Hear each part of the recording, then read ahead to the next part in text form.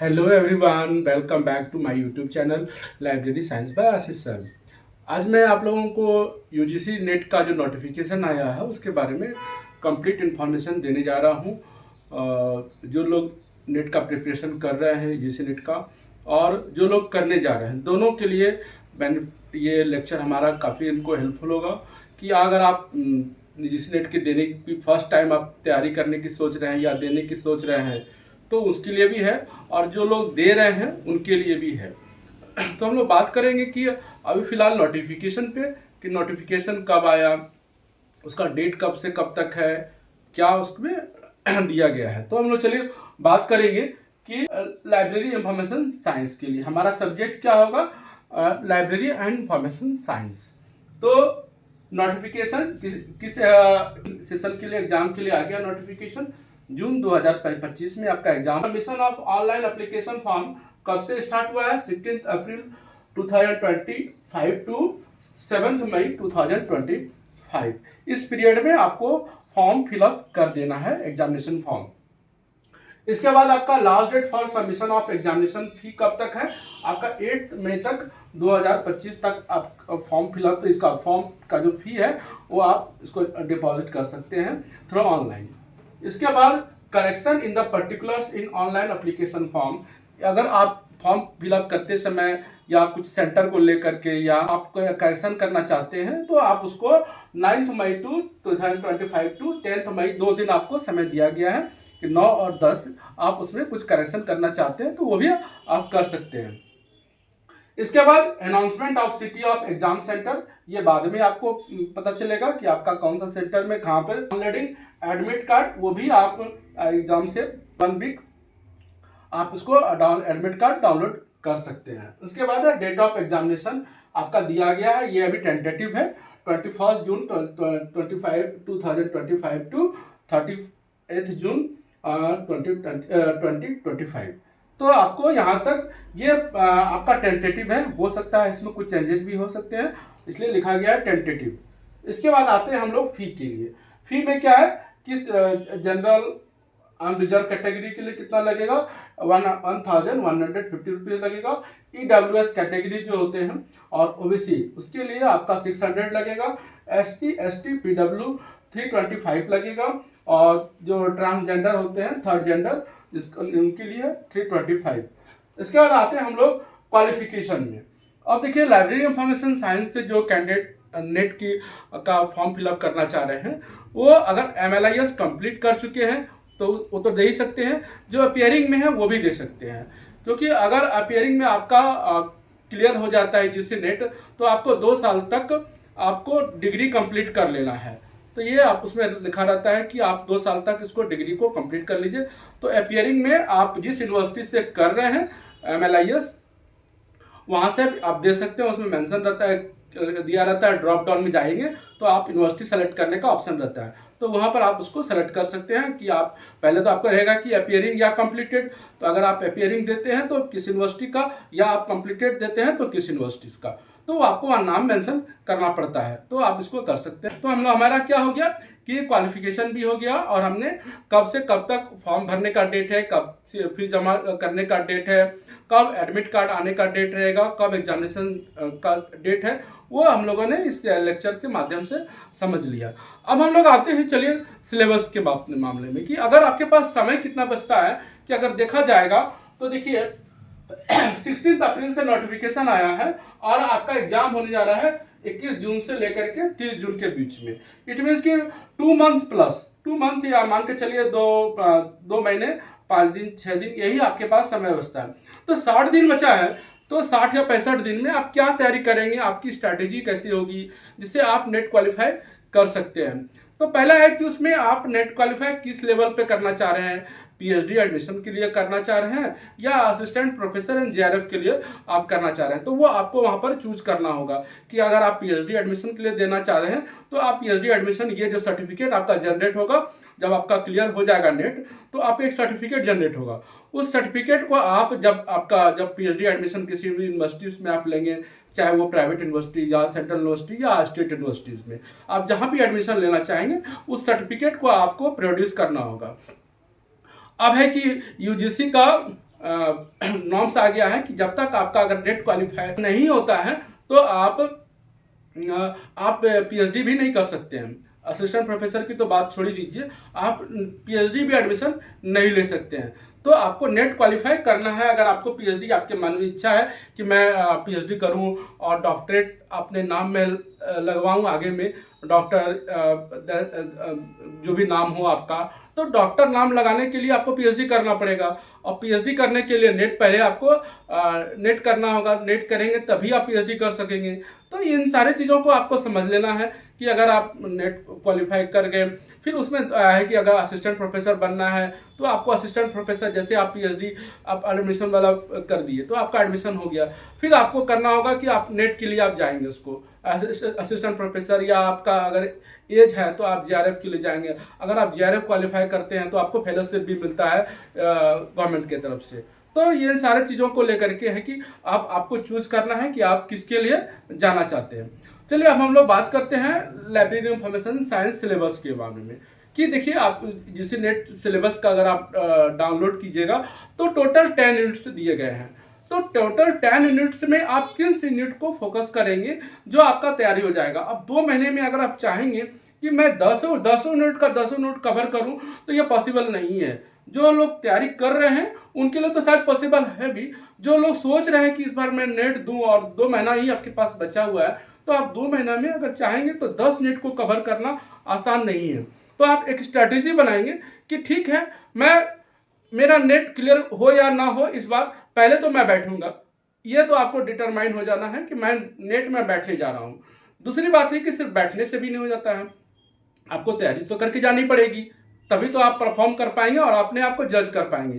तो जज करने के लिए क्या करना होगा, कुछ तो तैयारी करना होगा। तो आखिर तैयारी कैसे करेंगे, तो आपको तो उसमें टोटल 10 यूनिट्स दिए गए हैं। अब 10 यूनिट्स में आपको बैचलर लेवल पे, आप बिलीव लेवल पे कुछ पढ़े होंगे कोर्सेज, जो उसका स्ट्रक्चर दिया है सिलेबस का, उसको आप रीड करेंगे एक बार थॉरली, 10 यूनिट को पढ़ेंगे, देखेंगे कि कौन कौन सा आपने बैचलर लेवल पे पढ़ रखा है। तो अगर आप उस कोर्स को आप या उसका टाइम यूनिट को आप पढ़ रखे होंगे तो आप उस यूनिट को टिक कर दीजिए कि इस यूनिट को आपको नहीं पढ़ना है। आप किसी 5 यूनिट को चूज कीजिए या 4 यूनिट को चूज कीजिए जो आपको इजी लगता हो, जिस पे तैयारी कर सकते हो, या आपकी तैयारी पहले से ऑलरेडी है उसमें कुछ। तो आप उस 4 से 5 यूनिट को आप टच कीजिए, उस पर एक कंप्लीट तैयारी कीजिए। 4 यूनिट अगर आप 5 यूनिट तैयारी अच्छे से कर पाते हैं तो क्या होगा कि अगर हर एक यूनिट से 10 क्वेश्चन रहता है, जैसे आपको 10 यूनिट्स है, जो पैटर्न है ये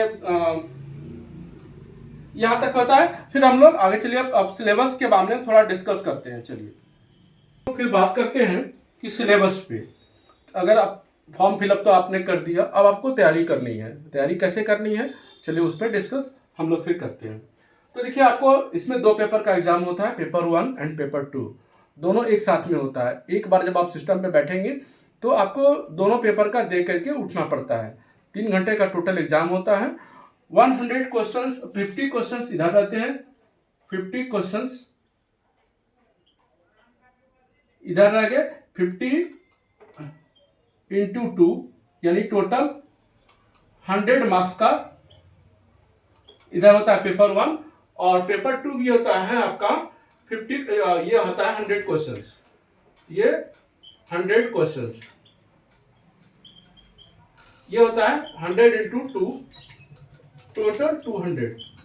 तो 200 और प्लस 100, 200 प्लस 100 इक्वल टू 300 का क्वेश्चन आपको रहता है। ये आपको समझ लेना है कि आपको एग्जाम देने जा रहे हैं, तो आपको समझ लेना है कि आपका कितना मार्क्स का एग्जाम पेपर 1 होता है और कितना मार्क्स का एग्जाम पेपर 2 होता है। तो हमने समझाया कि भाई 50 क्वेश्चंस आपको पेपर 1 में रहते हैं और यहाँ पर 10 यूनिट्स दिए गए हैं। मैंने यहाँ पर सबका यूनिट्स लिख दिया, teaching aptitude, research aptitude, comprehension, communication, mathematical reasoning and aptitude, logical reasoning, data interpretation, ICT, information communication technology, people development and environment, higher education system. आपको यहाँ पर भी 10 यूनिट्स हैं। यहाँ पर 10 यूनिट्स में आपको मैंने लिखा नहीं, यहाँ पर आपके सिलेबस, आप UGC नेट के वेबसाइट पे जाइएगा, वहाँ पर आपको कंप्लीट सिलेबस मिल जाएगा। तो वहाँ पर भी आपको 10 यूनिट्स है। 10 यूनिट्स में क्या होता है कि हर एक यूनिट से 10 क्वेश्चन आपको रहेगा। 10 यूनिट्स और हर एक यूनिट से 10 क्वेश्चन, तो यानी टोटल आपका 100 क्वेश्चन इसमें भी रहने वाला है और इसमें 50 क्वेश्चन रहने वाला है। तो दोनों मिलाकर के आपका क्या हुआ, 300 मार्क्स का एग्जाम हो गया। अब आपको तैयारी कैसे करनी है, चलिए उस पर बात करते हैं। कि देखिए, आप चाहेंगे तो 2 महीने में आप चाहे पेपर 1 का तैयारी करें या पेपर 2 की तैयारी करें, 2 महीना में आप एज ए फ्रेशर आप तैयारी 2 महीना में नहीं कर सकते हैं कंप्लीट। तो तैयारी मेरा उस लेवल का रहना चाहिए कि अगला अटेम्प्ट जब बैठे हम, तो इस बार अगर क्लियर नहीं होता है तो मेरा नेक्स्ट अटेम्प्ट मेरा 100% क्लियर हो। ये चीज़ों आपको ध्यान में रखनी होगी। ऐसे नहीं कि मैं 10 यूनिट को कवर कर रहा हूँ पेपर 1 में भी और 10 यूनिट को पेपर 2 में भी कवर कर रहा हूँ, तो आपकी उस तरह तैयारी नहीं होगी। आपको एक स्ट्रैटेजी बनानी होगी कि हमें पेपर 1 में किन किन यूनिट को चूज करना है, या आपके लिए जो कन्वीनियंस होगा कि भाई उसमें मेरा आपका अच्छा कमांड हो, तो आप उस यूनिट को चूज कर लीजिए।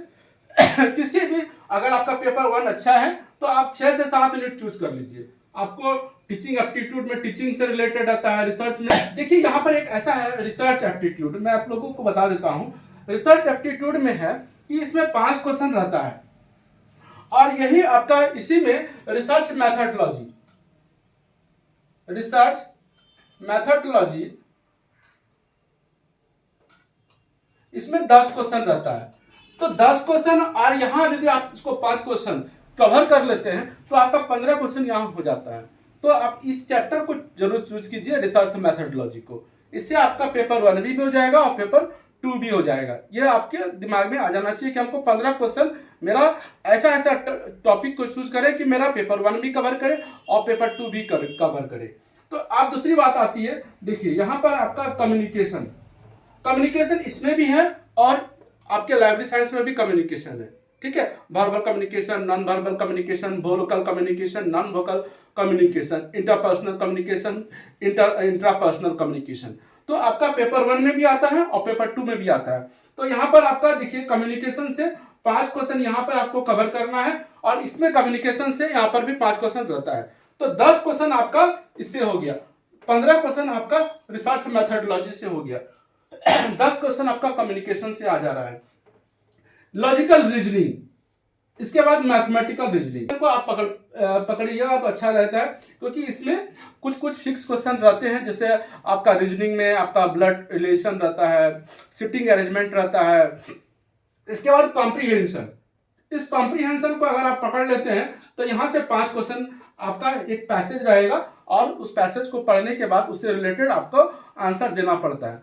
तो यहाँ पर आप यदि कॉम्प्रीहेंशन को पकड़ लेते हैं तो 5 क्वेश्चन ये भी आपका सिक्योर हो जाएगा और 5 क्वेश्चन या तो मैंने आपको कम्युनिकेशन बताया, तो कॉम्प्रीहेंशन यहाँ पर आपका 5 क्वेश्चन ये कंफर्म है आपका। देखिए डेटा इंटरप्रिटेशन, जो मैथमेटिकल जिनका बैकग्राउंड अच्छा है और जो कॉमर्स वगैरह पढ़े हैं, तो उनके लिए भी क्या होता है ना कि डेटा इंटरप्रिटेशन या जो कॉम्पिटिटिव लेवल की तैयारी भी करते हैं, तो आजकल तो सारे स्टूडेंट्स कुछ ना कुछ तैयारी करते ही हैं कंपटीशन लेवल की, तो उनका डेटा इंटरप्रिटेशन ये अकाउंट का कवर हो सकता है। तो ये 5 नंबर उनका डेटा इंटरप्रिटेशन कवर हो सकता है। तो ये आपका डेटा आईसीटी, हर एक लोग आज के बारे में आईसीटी के बारे में जानते हैं। आपका ये भी इसमें भी है और इसमें भी है, पेपर 1 में भी है और पेपर 2 में भी आईसीटी है। तो ये वाला चैप्टर आप जरूर चूज कर लीजिए और इसमें आप पेपर 2 में आप जब आएंगे तो इसमें भी आईसीटी का पार्ट है, उसको आप चूज कर लीजिए। तो इससे भी आपका इधर भी कवर हो जाएगा और आपका इधर भी पेपर 2 भी कवर हो जाएगा। तो ये आपका आईसीटी हो गया। देखिए, और हायर एजुकेशन सिस्टम एक दो बार आप रीड पढ़ इसको कर लीजिएगा ना, तो 2-3 क्वेश्चन आपका उससे भी हो जाएगा। तो ये मान के चलिए कि आपको 50 क्वेश्चन में आप टारगेट मान के चलिए कि 30-35 क्वेश्चन आपको कवर करना है। अगर आप 30 क्वेश्चन आप कवर कर लेते हैं तो 60 मार्क्स आपका 60% आपका मार्क्स आ जाता है पेपर 1 से, ये आप समझ लीजिए। अगर 35 हो जाता है तो फार बेटर, लेकिन 30 क्वेश्चन आपको कवर करना है पेपर 1 से। और सारे यूनिट को आप मत पढ़िए, आप जैसे हायर एजुकेशन को चूज करना है तो हायर एजुकेशन को चूज कर लीजिए, आईसीटी को चूज कर लीजिए, डेटा इंटरप्रिटेशन चूज कर लीजिए, मैथमेटिकल, कम्युनिकेशन, कॉम्प्रीहेंशन और टीचिंग और रिसर्च एप्टीट्यूड। तो यहाँ पर मैंने 1 2 3 4 5 6 7 8 यूनिट 8 यूनिट को आप पढ़िए, ज़्यादा नहीं, आपको 10 यूनिट नहीं पढ़ना है। आप 7 से 8 यूनिट पेपर 1 में पढ़िए। उससे क्या हो जाएगा, आपका 30 से 35 क्वेश्चन आपका पेपर 1 में कवर हो जाएगा। अब आते हैं पेपर 2 में। पेपर 2 में भी सेम कंडीशन वही कीजिए, लेकिन आप उसमें यूनिट को थोड़ा घटाइए। इसमें जहाँ पर मैंने आपको बोला कि 7 से 8 यूनिट, अगर आप एज ए फ्रेशर हैं कि आप फर्स्ट टाइम दे रहे हैं, तो आप किसी 4 या 5 यूनिट को आप चूज कीजिए पेपर 2 का, और उसको आप एक थॉरली स्टडी कीजिए कि अगर हर एक यूनिट से 10 क्वेश्चन आता है, 10 इंटू 10 इक्वल टू 100, तो अगर आप 4 से 5 यूनिट क्वेश्चन करते हैं तो 50 क्वेश्चन आप कवर करते हैं। 5 यूनिट में 50 क्वेश्चन, तो 50 क्वेश्चन में अगर आपका तैयारी अच्छी हो गई तो आप 50 क्वेश्चन में 35 से 40 क्वेश्चन भी आप टच कर सकते हैं। तो 35 से 40 क्वेश्चन अगर आपका इस बार हो जाता है, तो मान लिया इस बार नेट क्वालिफाई नहीं भी होता है, तो नेक्स्ट टाइम आपका फिर स्ट्रेटेजी रहेगा। अगर आप इस बार 4 यूनिट करते हैं तो नेक्स्ट फेज में आपको फिर 4 यूनिट करना है। टोटल 8 यूनिट से 10 यूनिट आपको 2 से 3 फेज में आपको करना है। इससे क्या हो जाएगा कि अगर आपका एक बार में क्लियर नहीं होता है, तो नेक्स्ट टाइम जब भी देंगे तो आपके कोशिश चांसेस क्वालिफाई करने की 80 to 100% आ जाएगी। तो ये हो गया। अगर इन केस आप सेकेंड राउंड में भी आप क्वालिफाई नहीं करते हैं, तो थर्ड राउंड में आपको 100% सिक्योर कर देता हूं कि आपका थर्ड राउंड नेट क्वालिफाई होगा ही होगा। तो अगर लोग यूसी नेट ये मतलब जो पीएचडी एडमिशन के लिए देना चाहते हैं, उनका सेकेंड राउंड में तो 100% श्योर है, उनका होना ही होना है। लेकिन थर्ड राउंड अगर जो जा रहे हैं वो जेआरएफ के लिए क्वालिफाई कर जाएंगे। जेआरएफ जूनियर रिसर्च फेलोशिप, उनको क्या होगा 35,000 से उनको फेलोशिप मिलेगा पर मंथ आपका। जब तक आपका कोर्स कंप्लीट पीएचडी कंप्लीट नहीं हो जाता है, तब तक आपको 35,000 आपको मंथली मिलता रहेगा। तो इससे क्या होगा, आपको पीएचडी करने में एक तरह से आपका अर्निंग भी आ गया और आपको पीएचडी करने में आसानी भी हो जाएगी।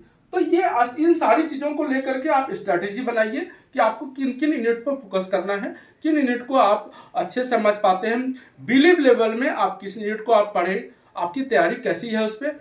और दूसरी बात मैं और ये बता देता हूं कि जैसे इस बार आप 4 यूनिट को आप फोकस करते हैं, तो आप 6 यूनिट को छोड़ रहे हैं 6। तो अगर आप इस बार 4 यूनिट को ले रहे हैं तो आपका 6 यूनिट बच रहा है। तो 6 यूनिट में आप किसी न किसी पेपर को, टॉपिक को आप अपने बैचलर लेवल पे पढ़े होंगे, तो उन सब सारे क्वेश्चंस को आपको उसमें हेल्प मिलेगा। तो अगर आप 4 यूनिट अच्छे से कर पाते हैं तो 30 से 35 क्वेश्चन आपका, और 5 यूनिट कर पाते हैं तो 35 से 40 क्वेश्चन आपका आराम से कवर हो जाएगा। बाद बाकी आप क्या कीजिएगा कि आप जो नेक्स्ट यूनिट रहेगा उसको आप एक बार पढ़िएगा, उस क्वेश्चन को देखिएगा कि कहाँ से कहाँ आप इसको टिक कर पा रहे हैं, और नहीं कर पा रहे हैं तो आपका निगेटिव मार्किंग, सबसे बड़ा बात है कि आपका निगेटिव मार्किंग नहीं है एग्जाम में। तो आप गलत भी क्वेश्चन अटैम्प्ट लेते हैं तो अभी आपका मार्क्स कटने वाला नहीं है। अगर आप उसमें 30-40 क्वेश्चन आप गलत अटैम्प्ट लेते हैं, 5-7 क्वेश्चन आपका सही होने की भी चांसेस संभावना बनती है। तो इससे क्या होगा कि अगर इनकेस इस बार आपका नेट क्वालिफाई नहीं होता है, तो नेक्स्ट जो फिर दिसंबर में होने जा रहा है, फिर आपका उसमें 100% आपका चांस रहता है नेट क्वालिफाई होने का। तो आप इस एक स्ट्रैटेजी बनाइए कि हमको किस किस यूनिट को पहले पढ़ना है, किस यूनिट को हमको बाद में पढ़ना है, और 4 यूनिट से 5 यूनिट को तैयारी कीजिए। और 5 यूनिट तैयारी करने के बाद उसका एमसीक्यू आप सॉल्व कीजिए। जब आपका एग्जाम नज़दीक आ जाएगा तो उस 5 यूनिट से लेकर के एमसीक्यू सॉल्व कीजिए। प्रीवियस ईयर का क्वेश्चन देखिए कि आप लास्ट में बचे 15 दिन को आप देखिए कि प्रीवियस एग्जाम में इस यूनिट से क्या क्या क्वेश्चन टच किया है। तो उससे क्या होगा कि आप 5 यूनिट में आप देखेंगे कि आपका परफॉर्मेंस कैसा रहा, और प्लस जो नेट में क्वेश्चन आया होगा, तो फिर आप उस टाइम चाहे तो आप बचे हुए जो कुछ सेक्शन अगर छूट जाता है तो आप उसको पढ़ सकते हैं। तो इससे क्या होगा कि आपकी तैयारी, आप जब एग्जाम में जाएंगे तो आपका कॉन्फिडेंस लेवल आपका हाई रहेगा। उससे बढ़िया होगा कि आपको 4 से 5 मिनट आप कवर करने के बाद एक स्ट्रैटेजी बना लीजिए और एग्जाम के लिए जाइए आप। इससे क्या होगा, आपको एक कॉन्फिडेंस आएगा कि नेक्स्ट, अगर आप इस बार क्वालिफाई नहीं कर पाते हैं तो नेक्स्ट चांस में आपके 100% क्वालिफाई होने की संभावना रहती है। और जीआरएफ के साथ ये मेरा सबके साथ, और मैं कुछ यूनिट्स को आपको अभी प्रीवियस लेक्चर में मैंने करा चुका हूँ, और आगे भी लेक्चर को मेरा कंटिन्यू रहेगा। 2 महीने के अंदर मैं और भी कुछ आपके यूनिट्स को मैं पढ़ाऊँगा। इससे क्या होगी आपकी तैयारी। तो फिलहाल मेरे चैनल से जुड़े रहिए और मैं आपको तैयारी कराते जाऊंगा।